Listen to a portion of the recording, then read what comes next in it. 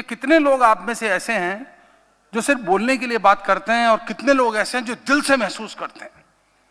तो साहब, अकलियतों की बात हो रही है, लगातार हमें हो गए 3-4 घंटे, लेकिन अभी तक अकलियत के खातूनों की बात नहीं हुई। आधी आबादी बची पड़ी है और हम कह रहे हैं कि अकलियत को आगे लेके जाएंगे। तो आइए पहला कदम उठाते हैं और इस आधी आबादी को भी आगे लाते हैं। इस आधी आबादी की इस खुसूसी चर्चा में हमारे साथ आएंगी खातून है निदा हाशमी। अभी देखिए, कमाल का लीथाल कॉम्बिनेशन है। आप तालीम के दायरे से भी, इदारे से भी जुड़ी हुई हैं, एजुकेशनिस्ट भी हैं, और आप राजनीति से भी जुड़ी हैं। पढ़ी लिखी राजनीतिज्ञ मुसलमान खातून, इस देश का कोई कुछ नहीं बिगाड़ सकता। वेलकम निदा जी। और उसके बाद मैं बुलाऊंगा मरियम अबू हैदरी को। आप सोशल एंटरप्रेन्योर हैं। मतलब आप सोचिए कि ये जो टर्म है, इसको शायद किसी अंग्रेजी अखबार के पत्रकार को टाइप किए हुए भी हफ्ता 2 हफ्ता हो जाता होगा, लेकिन मैं ये टर्म इस्तेमाल कर रहा हूं मरियम जी के लिए, क्योंकि वो सामाजिक एक नए बिजनेसमैन, जिसको नए तरह के व्यवसाय होते हैं, उनको लेकर शुरू कर रही हैं।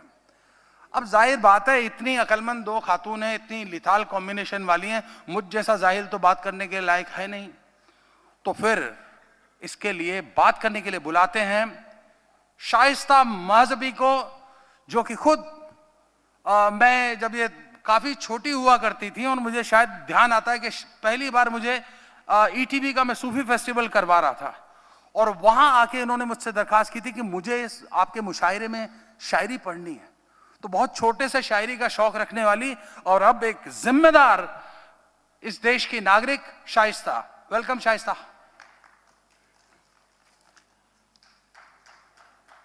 तो अब आधी आबादी पूरी आबादी के बारे में बात करेगी, जरा कान लगा के सुनिए। अस्सलाम वालेकुम। मुनसिफ टीवी की बहुत शुक्रगुजार हूँ। 5 मिनट पहले ही हमें हुक्म हुआ है कि ये सेशन आपको करना है। तो देखिए, ख़वातीन के बगैर जो कि आधी आबादी है, तो अगर कोई भी प्रोग्राम है तो मुकम्मल नहीं होता है। तो एक शेर के साथ पहले कि अभी रोशन हुआ जाता है रास्ता, अभी रोशन हुआ जाता है रास्ता, वो देखो एक औरत आ रही है।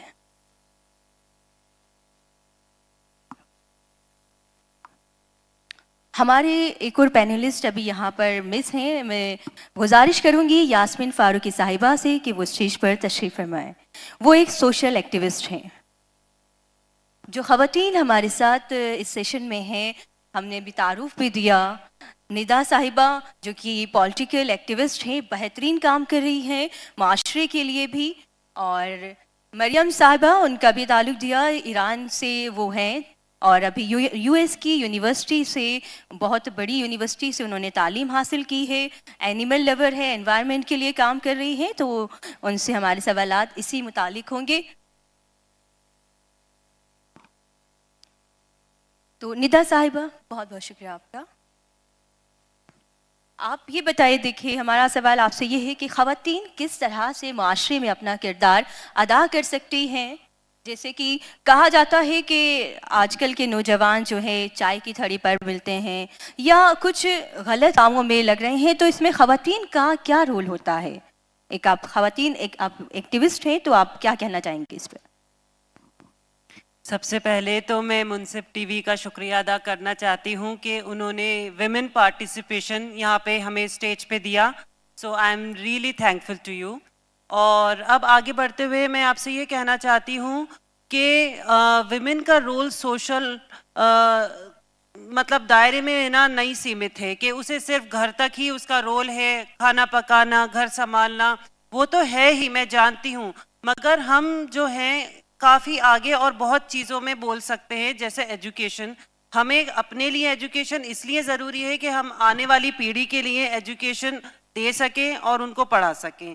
दूसरा जो हमारा रोल है, अब क्योंकि पॉलिटिकल एनवायरनमेंट है, तो बेसिकली मैं उस पर बोलना चाहती हूँ कि पॉलिटिक्स में ऑल्दो हमें बताया गया, अब जैसे विमेन रिजर्वेशन बिल पास हो गया तो उसमें 33% रिजर्वेशन बताया गया है।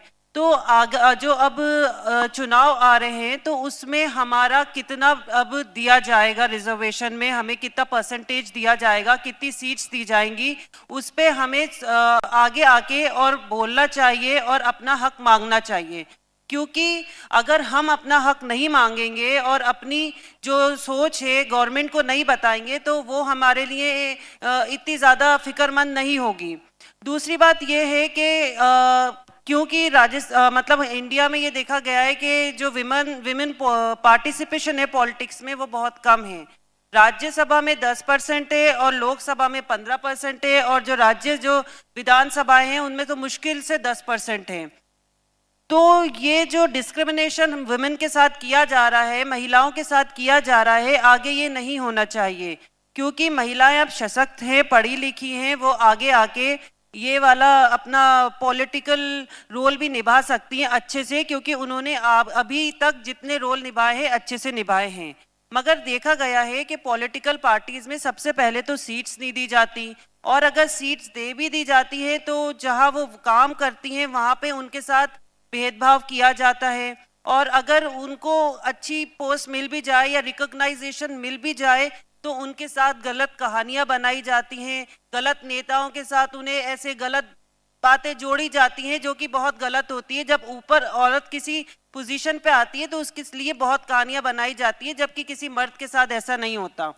और सबसे पहले जो प्रॉब्लम क्रिएट होती है वो खुद उसके घर से होती है कि उसे पॉलिटिक्स में आने की परमिशन नहीं मिलती, बहुत जद्दोजहद करनी पड़ती है, अपने घर में करनी पड़ती है, फिर पॉलिटिकल पार्टी में करनी पड़ती है, फिर मर्दों के बीच करनी पड़ती है, फिर सोसाइटी में करनी पड़ती है। मगर as a male member of society आप लोगों को भी मैं गुजारिश करती हूँ कि अगर आपके घर से कोई एक्टिव पॉलिटिक्स में आना चाहता है या किसी भी काम से जुड़ना चाहता है तो उसको थोड़ा सा मदद करें और देखिएगा कि इंशाल्लाह एक बेहतर माहौल क्रिएट होगा। और दूसरी बात ये कि आदमियों पे बहुत जिम्मेदारी हो चुकी है कि मतलब वो लाइवलीहुड कमाने की भी जिम्मेदारी है उन पे, और भी दीगर बहुत सारी जिम्मेदारियां हैं। तो औरतें गवर्नेंस की कुछ जिम्मेदारियां, जैसे कि अगर आधार बनवाना है या दूसरे और कोई से जो गवर्नेंस के काम है वो जाके खुद संभाल सकती हैं, उतना उन्हें एक्टिव होना चाहिए। कल को कुछ प्रॉब्लम आ जाए तो कोर्ट जाना पड़े या कभी कोई और बड़ी प्रॉब्लम आ जाए थाने जाना पड़े तो उसको अपने राइट्स पता होना चाहिए और वहां जाके वो अपने लिए लड़ सकती है और अपनी बात रख सकती है। यहाँ तक कि अगर घर का पट्टा बनवाना है या दुकान या कुछ भी है तो उन चीजों में भी उसकी भागीदारी होनी चाहिए और घर के मर्दों को उसे बताना चाहिए कि एकदम से उस पर कोई मुश्किल आ जाए तो वो उन जिम्मेदारियों को उठाने लायक बने। और सोसाइटी में भी जैसे आपके आसपास आप देखते हैं कि किसी पे जुल्म हो रहा है, कोई औरत पे जुल्म कर रहा है, तो आप जाके आवाज उठाइए, देखिए नहीं कि कोई और जाके हेल्प करेगा उसकी, या कुछ भी गलत हो तो हमें पार्टिसिपेट करना चाहिए और इन चीजों पे बोलना चाहिए। शुक्रिया बहुत बहुत। औरत हूँ मेरे दम से है सब रौनक़े जहां, औरत हूँ मेरे दम से है सब रौनक़े जहां, यूं ही नहीं ज़मीं पे उतारा गया मुझे। बहुत वजह फरमाया निदा साहिबा ने कि औरत का भी किरदार है और उसको अदा करने के लिए उसकी फैमिली का सपोर्ट बहुत ज़रूरी होता है। नेक्स्ट सवाल मेरा मरियम जी से है जो एनवायरनमेंट पर काम कर रही हैं। तो मैं आपसे ये जानना चाहूँगी कि एक ख़वातीन किस तरह से अपना किरदार अदा कर सकती है एनवायरनमेंट पर, एनिमल्स के लिए, और भी दीगर जो काम है। और आप जयपुर में रह रही हैं तो उसके हवाले से आपका जयपुर से। शुक्रिया, थैंक यू मुनसिफ टीवी। मेरा हिंदी थोड़ा शुद्ध नहीं है सो प्लीज़ माफ़ करना अगर कुछ गलती हो गई, डिस्क्लेमर दे रही हूँ। बट मैं माइनॉरिटीज़ का भी एक माइनॉरिटी हूँ, है ना।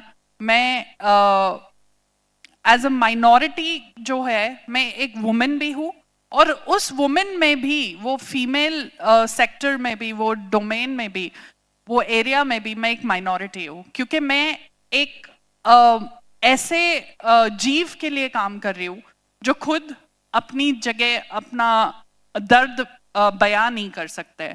तो मैं एक एनिमल एक्टिविस्ट हूँ, पशु कार्यकर्ता हूँ, और कितने होते हैं ऐसे विमेन या मुस्लिम्स जो जाके डॉग्स के लिए लड़े, पुलिस स्टेशंस में जाके। तो ये सब मेरा काम है। तो मैं एक माइनॉरिटी में भी माइनॉरिटी हूँ। 3 साल से मैं यहाँ जयपुर में 3.5 years से काम कर रही हूँ। और मैंने ये प्रोफेशन चूज नहीं किया। प्रोफेशन बेसिकली चूज किया, इसलिए मैं जयपुर में हूँ। अब देखिए, लोग सोचते हैं कि ये सिर्फ एक पास टाइम है, कि इट कैन ओनली, हमको इससे कोई फायदा नहीं होगा, हमें ये क्यों करना है, बेजुबान का जुबान क्यों बनना है। पर ये बहुत जरूरी है कि हम इसी में, अगर हमारा कोई पैशन है, जैसे मेरा पैशन मैंने ढूंढ लिया है कि एनिमल्स के लिए मुझे काम करना है, तो उसी एनिमल्स के इसमें मैंने एक प्रोफेशन भी बना लिया है, जहां मैं प्रोडक्ट्स सेल करती हूँ एंड उस प्रोडक्ट्स के थ्रू मैं एनिमल्स को सपोर्ट करती हूँ, है ना। सो एक बिजनेस भी हो जाता है और एक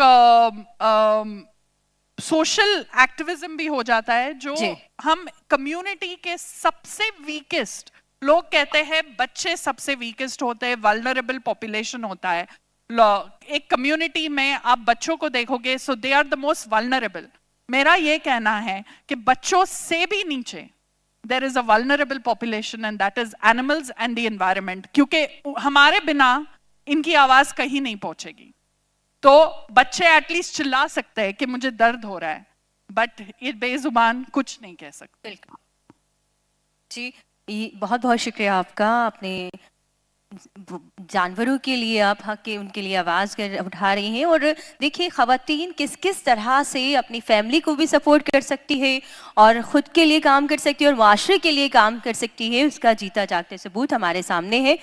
और मेरा नेक्स्ट सवाल है यास्मीन फ़ारूकी साहिबा से। बहुत ही इज़्ज़त के साथ में देखिए कि फिर मुझे याद आ रहा है कि अभी खामोश है लेकिन यकीनन शोर भी होगा, अभी खामोश है लेकिन यकीनन शोर भी होगा, मनाजिर को बदलने में ज़रा सी देर लगती है। तो मनाजिर को बदलने में इनका बड़ा रोल है, सोशल एक्टिविस्ट हैं। तो मैं इनसे ये जानना चाहूँगी कि माशरे में ख़वातीन को जो एजुकेशन का अभी भी हमारे माशरे में, हम माइनॉरिटीज़ में ख़ास तौर पर अगर देखते हैं तो अभी भी हमारा रोल बहुत थोड़ा है एजुकेशन में, या किसी भी दीगर शोबे में हमारा रोल बहुत कम है। तो किस तरह से हम ख़वातीन को आगे ला सकते हैं? आप एक सोशल एक्टिविस्ट हैं, तो आपकी जिम्मेदारी भी है, और किस तरह से आगे बढ़ा सकते हैं, इसका जवाब हम चाहें। अस्सलाम वालेकुम, आदाब एवरीबॉडी। सबसे पहले तो खुर्शीद साहब को शुक्रिया अदा नहीं करूँगी, क्योंकि मैं तो एहतजाज करने वाली थी कि ख़वातीन में ऐसी क्या कमी है कि आपने उनको स्टेज पे लाने की बिल्कुल कोई तवज्जो ही नहीं दी। लेकिन ठीक है, उन्होंने उस चीज़ को तसी कर ली, इसलिए मैं शुक्रिया नहीं बोलूँगी, मैं अपने हक़ को इस्तेमाल कर रही हूँ यहाँ बैठकर। मैं ना हूँ, कोई और हो, मुझे उससे कोई फ़र्क नहीं पड़ता।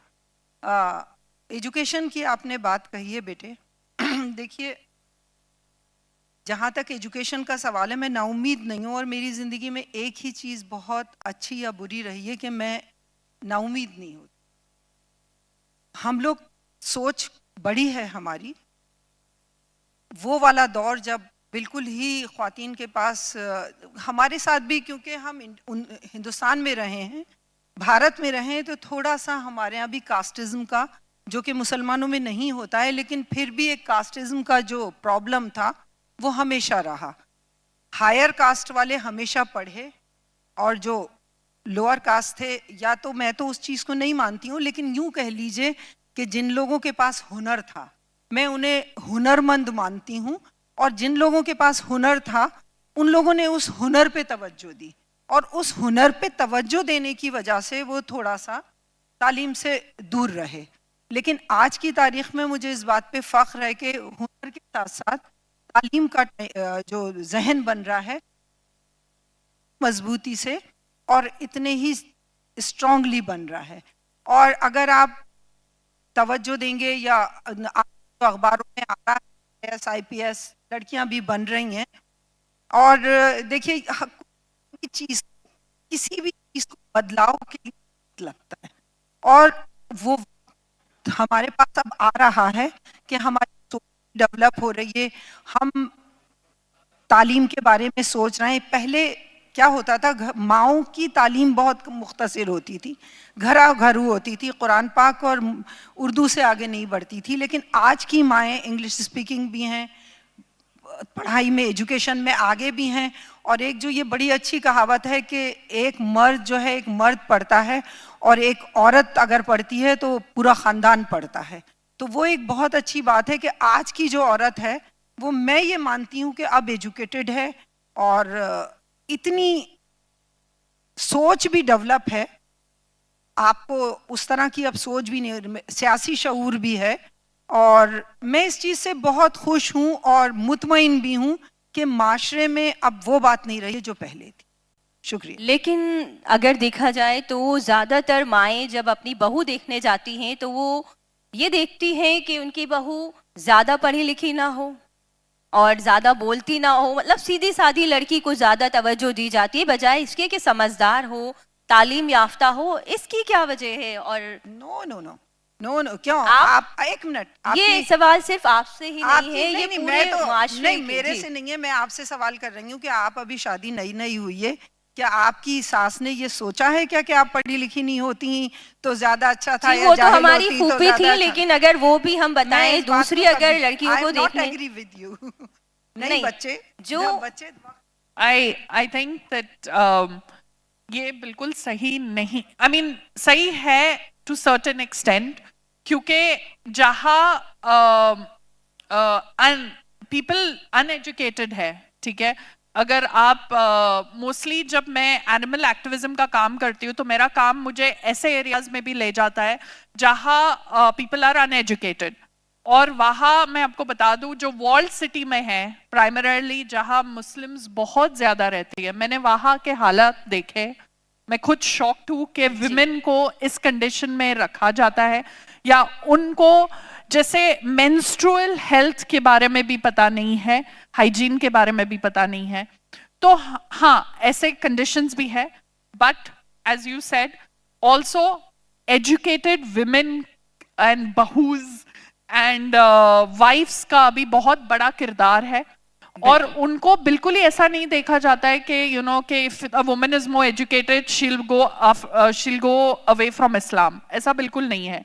इनफैक्ट इस्लाम को मेन स्ट्रीम में लाने का रोल वो वुमेन का ही है।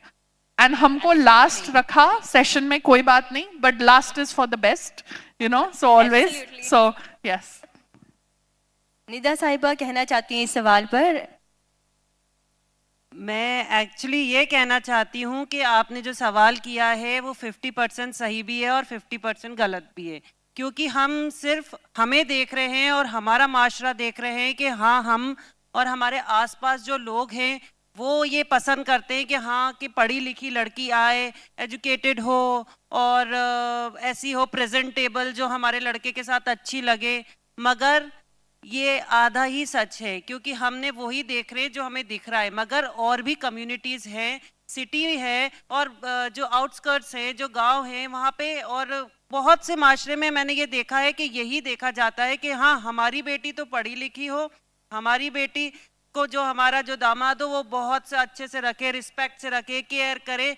मगर बहू के लिए वो सब सिचुएशंस डिफरेंट होती है। मैं सबके लिए नहीं कहती, जो एजुकेटेड होता है उनका माइंड खुला होता है, मगर फिर भी हम ये नहीं कह सकते पूरी तरीके से कि वो लोग नहीं है जो ऐसी सोच रखते, वो लोग भी हैं और वहीं पे सुधार लाना चाहिए। जी, बहुत बहुत शुक्रिया। वक्त का तकाजा है और जैसा कि अभी कहा था कि मुसलमान बिरयानी और कौरमे का बेसब्री से इंतज़ार करते हैं, तो यकीनन आप लोग इंतज़ार भी कर रहे होंगे, हमें मालूम है। तो बहुत बहुत शुक्रिया, आपने हमें सुना, इतना कीमती वक्त आपने दिया, बहुत बहुत शुक्रिया। मैं एक बात कहना चाहती थी, मेरा एक्टिविस्ट के लिए इन्होंने वो पहचान दी है, वो अपनी जगह सही है, लेकिन मैं social democratic party of India एक सियासी तंजीम है, उसकी मैं नेशनल जनरल सेक्रेटरी हूँ। शुक्रिया जी, माशाल्लाह बहुत सारे ओहदों पर रही हैं और इंडियन मतलब बहुत अच्छी तरह से काम कर रही हैं। और माशाल्लाह अभी मैंने सोशल एक्टिविस्ट का जल्दी जल्दी में तारुफ दे दिया, उसके लिए बहुत बहुत माजरत। बस एक लास्ट चीज, यहाँ इस कमरे में ज्यादातर मेल हैं, हिंदी में नहीं पता मुझे, आदमी, ओके, मर्द। तो मैं आपसे सबसे दरख्वास्त करूंगी कि please educate the women in your family, उनको आप तालीम दीजिए, उनको आप जो उनको बनना है उनको बनने दीजिए, क्योंकि अगर आप उनके हिस्से की खुशी, उनका पैशन उनसे छीन लेंगे तो इसका मतलब है हमारा जो कम्युनिटी है, if you want to take religion as a community, you want to take the state as a community, जो भी आप लेना चाहोगे वो पीछे ही रहेगा, कभी आगे नहीं बढ़ेगा। When you educate the women, वो ही है जो आपको आगे ले जाएगा और आपके बच्चों को भी सही रखेगी। सो मुंसिफ टीवी का बहुत बहुत शुक्रिया कि उन्होंने हमारे साथ बेइंसाफ किया। हबीब साहब जो हैं उनसे मैंने दरख्वास्त की थी और परवीन दत्ता साहब ने भी कि वो वोट ऑफ थैंक्स करें, लेकिन उनका हुक्म मुझे ही हुआ है। तो मैं तो हमेशा ही राजस्थान की आवाम का, जयपुर की आवाम का और इस सूबे की आवाम का मतलब हमेशा ही शुक्रगुजार रहता हूं, ना सिर्फ आज, हमेशा ही 2003 से लगातार, चूंकि मैं इनके दिलों में बसता हूं, ये मेरे दिल के अंदर बसते हैं और ये सच्चाई है। ये बात मैं कहीं भी रहूं, हिंदुस्तान के किसी कोने में रहूं या हिंदुस्तान से बाहर रहूं, मैं हमेशा इस बात को कहता हूं, चूंकि मेरी जन्मभूमि जो है वो सहारनपुर है, लेकिन कर्म भूमि जो है पहली वो राजस्थान जयपुरी है। तो आप लोगों का दिल की गहराइयों से बहुत बहुत शुक्रिया। आप सब लोग आए, एक तवील अरसे तक आप बैठे रहे, लंबा इंतजार किया आपने और बड़ी ही सुकून के साथ, मोटे तौर पर सुकून के साथ आपने बातें सुनी और यहाँ पर आए मेहमानों का आपने जो है वो उनको मतलब जो भी उनके ख्यालात थे उनको सुना भी, और दिल की गहराइयों से आपका बहुत बहुत शुक्रिया। और डिनर के लिए मैं सभी को मदऊ करता हूं और ये जो प्यार मोहब्बत है मुंसिफ टीवी के साथ ऐसे ही बना करके रखिए। बहुत बहुत शुक्रिया, थैंक यू।